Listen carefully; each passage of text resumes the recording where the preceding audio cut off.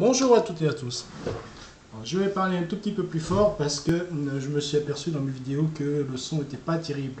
Je m'en excuse auprès de ceux qui ont regardé mes vidéos. Bien, alors on va parler aujourd'hui donc des retraites. Alors désolé pour ceux qui ont regardé la vidéo avant, je refais une autre parce que j'ai oublié de parler de certaines choses et je trouve que c'est très important. Bien. Je ne vais pas parler du coût des retraites parce que c'est un montant astronomique et que effectivement tout le monde a droit à une retraite. Enfin, je parle de tous ceux qui ont travaillé méritent leur retraite. Maintenant, nous sommes dans une situation où effectivement les retraites coûtent beaucoup d'argent et il y a moins de rentrée d'argent, bien évidemment, puisque les retraites dépendent de ceux qui travaillent. Donc effectivement, ça pose un problème actuellement. Alors, si on revient un petit peu en arrière, à savoir pourquoi on en est arrivé là, il faut remonter quand même à cette fameuse époque où les Américains, et oui encore eux, nous ont un petit peu plombé notre économie grâce à leur surprime et leur économie bancaire. On a pris un coup, donc on a eu ce qu'on appelle une crise et ça a touché les États-Unis, les banques et tout le reste, la France aussi. Donc la France est extrêmement touchée, enfin l'Europe particulièrement, mais la France particulièrement touchée par ce problème-là. Alors, qu'est-ce qu'il était devenu? Eh bien, on a réussi un petit peu à s'en sortir, mais on a encore les conséquences, là, même là présentes. L'économie française va très mal. Et quel est le deuxième facteur déclenchant qui a, je peux dire, entre guillemets, enfoncé le clou pour la France? Eh bien, c'était l'entrée dans l'Europe. Pourquoi? Parce que tout simplement, les entreprises, le peu d'entreprises qui existaient encore en France, qui fonctionnaient très bien à l'époque, eh ben, se sont permis de délocaliser. Ils sont allés voir dans d'autres pays parce que la main-d'œuvre est moins chère, parce que les avantages sociaux ils sont moins nombreux et que au niveau fiscal, c'est-à-dire les impôts et les sociétés, eh ben, on en paye moins. Donc on a complètement délocalisé l'entreprise. On a gardé si on veut, dans la France, les bureaux d'engineering, parce qu'effectivement, les ingénieurs français sont quand même au top. D'ailleurs, c'est pour ça qu'on en trouve beaucoup aux États-Unis et partout dans le monde, parce que effectivement, les Français sont quand même à un niveau qui est relativement correct par rapport aux autres pays. Bien.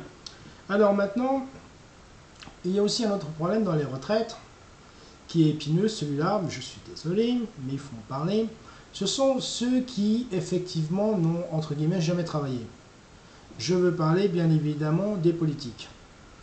Donc, ces politiques-là, c'est très bien, ils travaillent, entre guillemets, font des lois. Mais le problème, c'est que on leur paye des retraites aussi. Alors, bon, est-ce que, bien évidemment, ils y auraient droit à auto où ils ont droit actuellement? Il faudrait peut-être réviser certaines choses parce que je trouve indécent de la part de certains députés de toucher une retraite et en même temps de continuer les activités. C'est un petit peu indécent de leur part. D'autre part, le deuxième problème, c'est les présidents qui, effectivement, ne sont pas très nombreux et qui touchent quand même des retraites à vie. Je n'oublie pas les ministres, bien évidemment.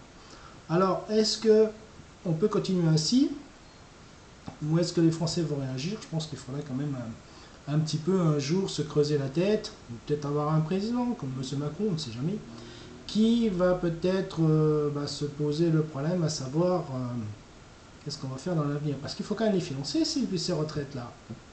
Alors, qu'est-ce qu'on va faire?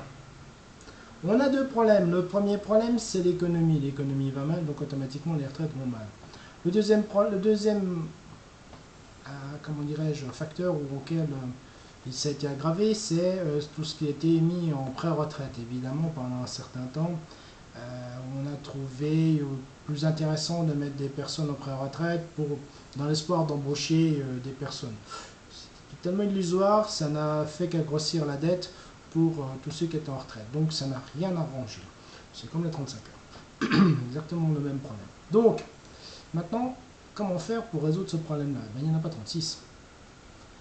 Pour les jeunes qui arrivent sur le marché du travail et qui, on espère, vont arriver à leur retraite, parce que je dis espère parce que bien évidemment il y a des maladies qui rentrent en compte de jeu et qui effectivement peuvent faire décéder des personnes bien avant cela. J'en ai connu malheureusement. Donc je conseillerais à ces personnes qui commencent à rentrer dans la vie professionnelle, si elles le peuvent bien évidemment, parce que on va pas demander à un smicard qui a déjà du mal de finir à la fin du mois de cotiser à une caisse complémentaire de retraite. Ce qu'il faudrait le faire, mais ce qui n'est pas possible dans le cas. Le demander aux entreprises, pourquoi pas, mais les entreprises, vous savez, elles sont déjà assez chargées au niveau de tout ce qui est taxes et tout ça, et puis chaque fois qu'on leur ajoute quelque chose de taxe, c'est répercuté soit sur le coût de fabrication, soit, eh bien, ma foi, c'est déduit de leur bénéfice. Et bien évidemment, si l'entreprise ne fait plus de bénéfices, elle ne réinvestit plus. Et s'il ne réinvestit plus, elle coule. C'est malheureusement la loi du marché, ça a toujours été comme ça. Bien, alors, effectivement, il faudrait peut-être tout simplement revoir toutes les taxes qu'on a sur nos salaires. Tout ce qui est CSG, RDS et autres primes actuellement sont, je devrais dire, scélérates, parce que normalement, il ne devrait plus exister, mais l'État ayant besoin de beaucoup d'argent, comme d'habitude, eh ben, continue à prélever ces taxes-là. C'est très facile parce que tout le monde en paye, même les retraités, ce qui est totalement inadmissible. Alors, oui, il faudrait quand même les supprimer. Les compenser, ah oui, alors les compenser, il faudrait les compenser par autre chose. Bah, il faudrait déjà, dans un premier temps, aider les entreprises et les gens à retrouver du travail. C'est ça la priorité, c'est de faire revenir les entreprises. Et pour les faire revenir les entreprises, ben, il n'y aura peut-être pas 50 solutions, hein. Il y aura peut-être une solution qui s'appellerait politique au niveau de l'Europe, bien évidemment. Donc peut-être appliquer des rigueurs plus strictes au niveau des travailleurs qui viennent ici en France. Je parle des travailleurs européens, bien évidemment, qui eux sont sous-payés et qui eh bien, profitent du système. Donc effectivement, pourquoi pas ne pas réduire un petit peu ce rythme-là et puis favoriser les Français, parce que les Français sont quand même des travailleurs malgré tout, M. Macron, hein, ce sont des personnes qui sont extrêmement courageuses. Et vous voyez, ben, quand on empêche quelqu'un de travailler ou qu'on l'emmerde à travailler, ben, il s'expatrie. Il y a beaucoup d'expatriés, contrairement à ce qu'on peut croire. Donc, à creuser. J'espère que cette vidéo vous a plu. Je n'ai pas résolu le problème malheureusement des retraites. Je n'ai apporté que des petites solutions parce que bien évidemment elles sont très très peu nombreuses. Mais je pense que si on commençait déjà à revoir les différents taux de rémunération, je parle pas pour les fonctionnaires, je parle pour les ministres, je parle pour les présidents et tout ça, et tous les conseillers et tout le reste, bien évidemment, je pense qu'on arriverait à rééquilibrer la balance et puis à retrouver de la fiscalité. Alors bien évidemment, quand on parle fiscalité, eh ben, oui, il faudrait que les fonctionnaires payent des impôts, payent pour leur retraite. Alors ils vont dire que c'est injuste, mais regarde en Allemagne, ils le font déjà. Alors pourquoi ils ne le font pas en France?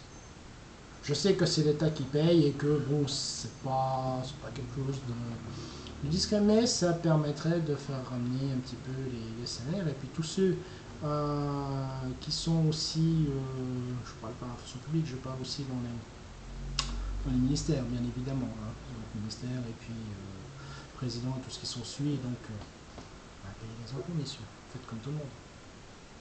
Donc députés, sénateurs et tout le reste, eh bien, participez, soyez solidaires. Parce qu'on parle toujours de solidarité, mais on n'aura pas beaucoup la solution, bien évidemment.